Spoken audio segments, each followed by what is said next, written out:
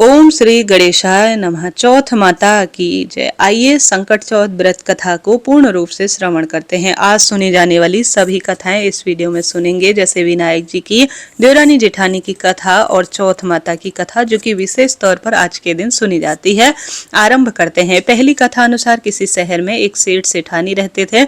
उनकी कोई संतान नहीं थी, इससे वह दोनों दुखी रहते थे। एक बार सेठानी ने पड़ोस की स्त्रियों को तिल चौथ का व्रत करते हुए देखा तो पूछा कि आप यह कौन से चौथ का व्रत कर रही हैं, इसका क्या फल मिलता है। तब उन औरतों ने बताया कि इस व्रत को करने से धन, वैभव, पुत्र, अमर सुहाग प्राप्त होता है, घर में सुख शांति का वास होता है।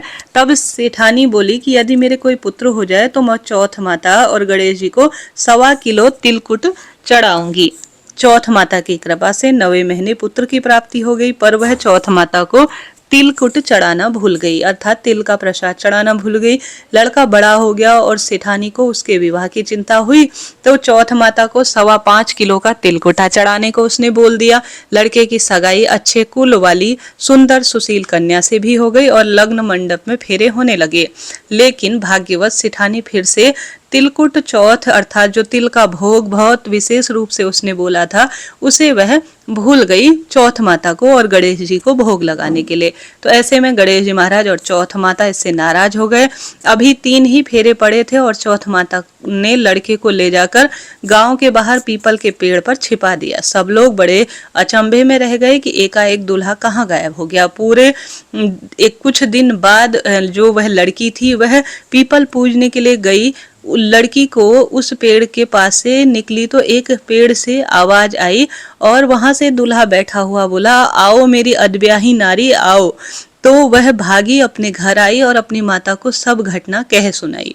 यह समाचार सुनते ही सभी परिवारजन वहां पहुंचे और देखा तो वहां पर जमाई राजा हैं, जिससे उनकी बेटी के अधफेरे ही हुए थे और उसी स्वरूप में वह पीपल पेड़ पर बैठे हैं। तो सभी ने पूछा कि आप यहाँ इतने दिनों से क्यों बैठे हैं, इसके पीछे क्या कारण है। जमाई बोले, मैं तो यहाँ चौथ माता की गिरवी बैठा हूँ, मेरी माता से जाकर कहो कि मेरे जन्म से लेकर अभी तक बोले हुए जितने भी दान हैं, पुण्य हैं और तिल का जो भोग है उसे लेकर चौथ माता से प्रार्थना करो और गणेश जी महाराज को इसका भोग लगाओ और क्षमा मांगो, जिससे मुझे छुटकारा मिले। तब लड़के की सास ने अपनी समधन को जाकर सारा हाल सुनाया।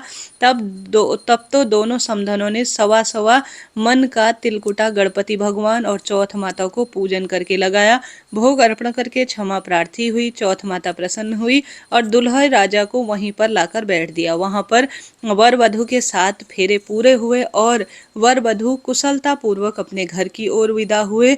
चौथ माता की कृपा से परिवार में खुशियां छा गई। हे चौथ माता, जैसे उस लड़के के साथ हुआ वैसा किसी के साथ न हो और जो भी भगवान जो है की पूजा करे गणेश जी के, उसके पुत्र हो जाए, पुत्र वधु घर में आ जाए और साथ के साथ उत्तम शरीर और उत्तम काया और धन पुत्र पौत्र का वरदान मिले। बोलिए चौथ माता की जय। और जो भी आपके लिए बोला हुआ जो प्रसाद है उसे कभी चढ़ाना ना भूले। बोलिए गणेश जी महाराज की जय। पहली कथा समाप्त हुई। अब आइए श्रवण करते हैं चौथ माता की कथा अनुसार एक साहूकार के एक बेटा और एक बहू थे। बेटा और साहूकार दोनों कुछ भी नहीं कमाते थे। बड़े बूढ़ों का जो धन था उसी से सारा काम चलाते थे। जब भी बहू बाहर कचरा डालने जाती तो पड़ोसन उससे पूछती, आज खाने में क्या खाया। तब वह कहती, ठंडा बासी रोटी खाकर ही आई हूँ। एक दिन यह बात साहूकार के बेटे ने सुन ली। उसने अपनी माँ को सारी बात बताई और पूछा कि माँ, तुम तो बहू को गरम गरम ही खाना परोसती हो, फिर यह पड़ोसन से क्यों कहती है कि ठंडी बासी को खाकर आई हूँ। तब उसकी माता बोली, बेटा मैं तो 4 थालियों में बराबर खाना परोसती हूँ, यदि तुझे मुझ पर विश्वास नहीं है तो अपनी आंखों से देख ले। तब दूसरे दिन बेटे ने तबीयत खराब होने का बहाना बनाया और चद्दर ओढ़कर लेट गया। उसने देखा बहू ने गरम गरम खीर का भोजन किया। बहू नीचे उतरी, बेटे ने उसका पीछा किया। पड़ोसन के पूछने पर बहू ने बताया कि आज जो है वही बासी खाना खाकर आई हूँ। तब उसका पति उठा और उससे कहने लगा, अभी अभी तो तू गरम गरम खाकर ना खाकर गई है। पड़ोसन ने पूछा तो झूठ क्यों बोल रही है कि मैं बंडी जो है बासी जो है ठंडा ही खाना खाकर आई हूँ। तब उसकी पत्नी विद्वान थी, उसने कहा कि हमारी जब कमाई होगी तब बाहर हम सच सच बात, पुआ पूड़ी की बात बताएंगे। हम तो बड़े बूढ़ी की जो रोटी है और जो बचाया हुआ धन है उसे ही खा रहे हैं, न तो आपके पिताजी ज्यादा कुछ कमाते हैं और न ही आप कुछ कमाते हैं। तो मैं किस भावना से बाहर इस बात को कहूँ। यदि इस तरह बैठे बैठे धन को खर्च किया तो कुएं के पानी भी एक दिन पूरी तरह से समाप्त हो जाता है। तब उसका पति विदेश कमाने के लिए उसकी बात को सुनकर समझकर आभास करते हुए निकला। पीछे से पत्नी 12 मास चौथ माता का विशेष व्रत करती थी, गणेश जी का पूजन करती थी, पति बच्चों की सलामती के लिए प्रार्थना करती थी। उसको परदेश में रहते हुए पति को 12 वर्ष बीत गए। चौथ माता और गणेश जी ने सोचा अब इसके पति को घर बुलाना चाहिए, नहीं तो कलयुग में हमें कौन मानेगा, कौन पूजेगा। चौथ माता लड़के के सपने में आकर बोली कि तू घर चला जा, तेरी पत्नी तुझे बुला रही है। तब वह बोला कि मैं कैसे जाऊं, मेरा तो यहाँ बहुत बड़ा कारोबार फैला है। तब चौथ माता बोली कि सुबह एक दीपक जलाकर चौथ माता का नाम लेकर बैठ जाना, देने वाले रुपए दे जाएंगे, लेने वाले ले जाएंगे। उसने सुबह उठकर वैसा ही किया। सारा कारोबार एक दिन में ही सिमट गया। जब वह घर जाने के लिए रवाना हुआ तो रास्ते में उसे एक सांप जो है दिखाई दिया। सांप आग के पास जाता हुआ उसे दिख रहा था। लड़के ने सोचा सांप जल जाएगा तो उसने सांप को भगाने के लिए सिसकारी भरी, लेकिन तभी नागराज बोले, हे पापी दुष्ट, मैं तो सांप योनि से मुक्त होने जा रहा था, लेकिन तूने मुझे सिसकार दिया, इसलिए मैं अब तुझे निश्चित रूप से डसूंगा। तब वह लड़का बोला, हे नागराज, तुम मुझे खाना चाहते हो तो जरूर खा लो, मैं अपने वचन से बंधा हूँ। मैं तुम्हें वचन देता हूँ 12 वर्ष बाद अपने घर मिलने जा रहा हूँ। कल रात आप अवश्य मेरे घर आ जाना और मुझे खा लेना। एक बार मैं अपनी पत्नी, बच्चे और परिवार से मिल लूं। अब पति घर गया। वह उदास था। पत्नी के कारण पूछने पर उसने सारी बात बताई। पत्नी तो विद्वान थी, पति परायण थी और भगवान जी की परम भक्त थी और चतुर भी थी। उसने एक सीढ़ी पर दूध का कटोरा रख दिया, दूसरी पर बालों मिट्टी बिछा दी, तीसरी पर फूल मेला बिखेर दी, चौथी पर इत्र छिड़क दिया, पांचवी पर मिठाई रख दी। इस तरह उसने 7 सीढ़ियों में कुछ न कुछ रख दिया और दरवाजा खुला छोड़कर पलंग पर अपनी पत्नी की चोटी लटकाकर सो गया। सांप आया, सबसे पहले उसने दूध पिया और बोला, साहूकार के बेटे, आज तूने सुख तो खूब दिए हैं, पर मैं तो वचन से बंधा हूँ, तुझे निश्चित रूप से डसूंगा। 7 सीढ़ियों पर उसने ऐसा ही किया। जैसे ही वो उसको खाने लगा वैसे ही, अर्थात डसने लगा, वैसे ही चौथ माता और विनायक जी तलवार और ढाल बनकर गए और उस सांप के 4 टुकड़े कर दिया। पूंछ का एक टुकड़ा लड़की की जूती में जाकर गिरा। सांप ने सोचा कि यह जूती पहनेगा तब मैं उसको डस लूंगा। तब वहां बहुत चींटियां आ गई और उन्होंने उस मन में सोचा, इस स्त्री ने रोज हमें शक्कर और आटा दिया है, अब इसकी रक्षा करने का समय आ गया। चींटियों ने उस पर हमला कर दिया और उस सांप की पूंछ पोली कर दी। जैसे ही सुबह हुई वहां खून ही खून हो रहा था। माँ ने सोचा शायद मेरे बेटे बहू को आज किसी ने मार दिया है, इसलिए वह चिल्लाने लगी। तभी बेटा बोला कि माँ खुशियां मनाओ, आज हमारा बैरी दुश्मन मर गया। और पूछने लगा कि मेरे पीछे किसने मेरी दीर्घ आयु के लिए कौन सा उपाय, व्रत और पूजन किया है। तब माँ बोली, मैंने तो आज कुछ भी नहीं किया। पत्नी से पूछने पर बोली कि मैंने 12 महीने चौथ माता के व्रत किए हैं, गणेश जी की पूजा की है, इसलिए चौथ माता और विनायक जी ने शायद आज हमारी सहायता की है। तब सास बोली, ये झूठ बोलती है, रोज मैं इसको 4-4 रोटी देती थी, तो फिर इसने कब कैसे चौथ का व्रत किया। तब वह बोली, जब भी आप जो है रोटी देती थी, मैं एक गौ माता को खिला देती थी, एक मेहतरानी को दे देती थी, एक जमीन पर गाड़ देती थी, शाम को खाना मैं चंद्रमा को जल चढ़ा कर ही खाती थी, यदि विश्वास नहीं है तो पूछ लो। तब गाय माता से पूछा तो गाय माता हंसने लगी और उसके मुंह से पलाश के फूल गिरने लगे। जमीन को खोद कर देखा तो रोटियों के सोने के चक्कर बने हुए थे। मेहतरानी से पूछा तो उसने भी हाँ भर दी। और चौथ माता जो है मेहतरानी से पूछा तो उसने, तब चौथ माता ने आवाज कर कर कहा कि तूने बहुत श्रद्धा और मन से हमारी पूजा की है, आराधना की है और अपने गृहस्थ जीवन के दायित्वों का निर्वाह किया है। तुझे पुत्र पौत्र और निरोगी काया मिलेगी और बैकुंठ में तेरे लिए स्थान निश्चित रूप से प्राप्त होगा। तेरे पति बच्चे और पूरा परिवार सुख संपन्नता से भरा होगा और तेरा सौभाग्य निरंतर बना रहेगा। बोलिए चौथ माता की जय। हे चौथ माता, उसके पति की जैसे रक्षा की, हम सभी की रक्षा करना और सभी की मनोकामना पूरी करना। बोलिए चौथ माता की जय। विनायक जी की कथा अनुसार एक समय की बात है, भगवान विष्णु का विवाह लक्ष्मी जी से निश्चित हो गया।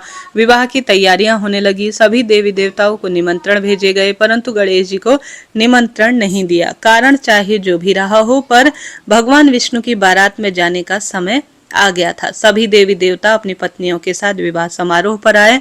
उन सब ने देखा कि गणेश जी कहीं दिखाई नहीं दे रहे हैं। तब वह आपस में चर्चा करने लगे कि क्या गणेश जी को न्योता नहीं दिया गया या स्वयं गणेश जी आज नहीं आए हैं। सभी को इस बात पर आश्चर्य भी होने लग गया।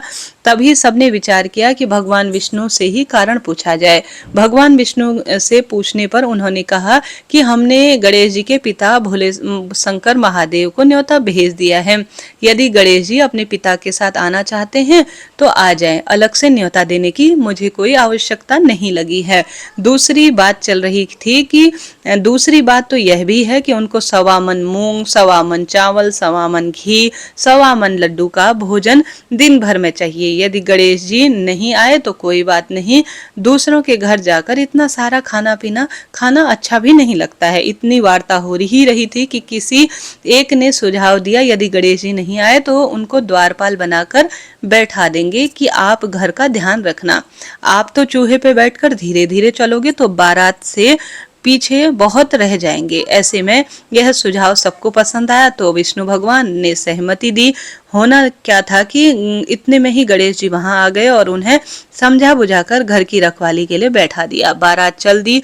तब नारद जी ने देखा कि गणेश जी तो दरवाजे पर ही बैठे हुए थे, तो वह गणेश जी के पास गए और रुकने का कारण पूछा। गणेश जी ने कहा, विष्णु भगवान ने मेरा बहुत अपमान किया है।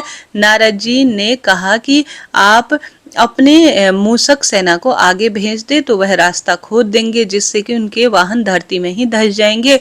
तब सबको सम्मान पूर्वक आपको बुलाना ही पड़ेगा। अब तो गणेश जी ने अपनी मूसक सेना जल्दी से आगे भेज दी और सेना ने जमीन पोली कर दी। जब बारात वहां से निकली तो रथों के पहिए धरती पर धस गए। लाख कोशिश करने पर भी पहिए नहीं निकले। सभी ने अपने अपने उपाय किए, परंतु पहिए तो नहीं निकलने ही वाले थे। किसी भी स्वरूप में नहीं निकले थे, बल्कि वह जगह से टूट और गए थे। किसी की समझ में नहीं आया कि अब क्या किया जाए। तब तो नारद जी ने कहा, आप लोगों ने गणेश जी का अपमान कर कर बिल्कुल अच्छा नहीं किया। यदि उन्हें मनाकर लाया जाए तो आपका कार्य सिद्ध हो सकता है और संकट टल सकता है। भगवान शंकर ने अपने दूत नंदी को भेजा और वह गणेश जी को लेकर आए। गणेश जी का आदर सम्मान के साथ पूजन किया गया। तब कहीं जाकर रथ के पहिए निकले। अब रथ के पहिए निकल तो गए परंतु टूट फूट गए, तो उन्हें सुधारे कौन। पास ही के खेत में खाती काम कर रहा था, उसने बुलाया गया। खाती अपना कार्य करने के लिए सबसे पहले ओम श्री गणेशाय नमः कहकर गणेश जी की वंदना मन ही मन करने लगे। देखते ही देखते खाती ने पहले पहियों को ठीक कर दिया। तब खाती कहने लगे कि हे देवताओं, आपने सर्वप्रथम गणेश जी को नहीं मनाया होगा और नहीं उनका पूजन किया होगा, इसलिए तो आपके सारे कार्यों में संकट आ रहा है।